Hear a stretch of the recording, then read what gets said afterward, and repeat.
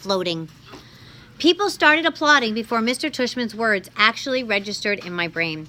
I heard Maya, who was next to me, give a little happy scream when she heard my name, and Miles, who was on the other side of me, patted my back.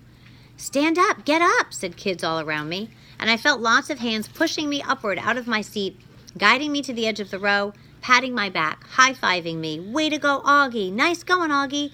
I even started hearing my name being chanted, "Augie, Augie, Augie."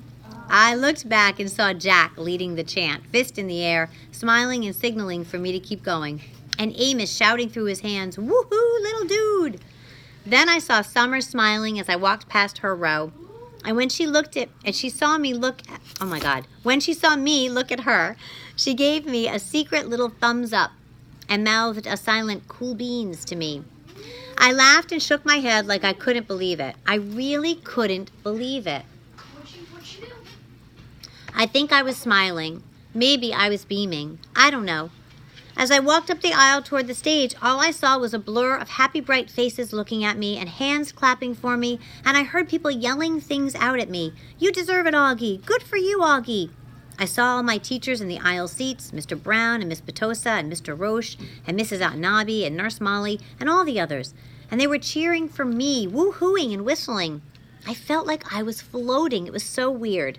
Like the sun was shining full force on my face and the wind was blowing. As I got closer to the stage, I saw Miss Rubin waving at me in the front row. And then next to her was Mrs. G, who was crying hysterically, a happy crying, smiling and clapping the whole time. And as I walked up the steps to the stage, the most amazing thing happened. Everyone started standing up. Not just the front rows, but the whole audience suddenly got up on their feet, whooping, hollering, clapping like crazy. It was a standing ovation. For me. Vocab word. I walked across the stage to Mr. Tushman, who shook my hand with both his hands and whispered in my ear, "Well done, Augie." Then he placed the gold medal over my head, just like they do in the Olympics, and had me turn to face the audience.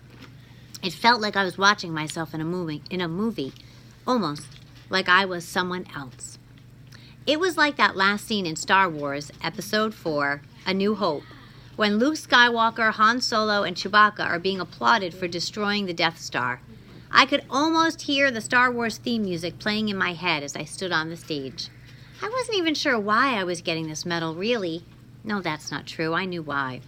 It's like people you see sometimes, and you can't imagine what it would be like to be that person, whether it's somebody in a wheelchair or somebody who can't talk. Only I know. Tony, could you please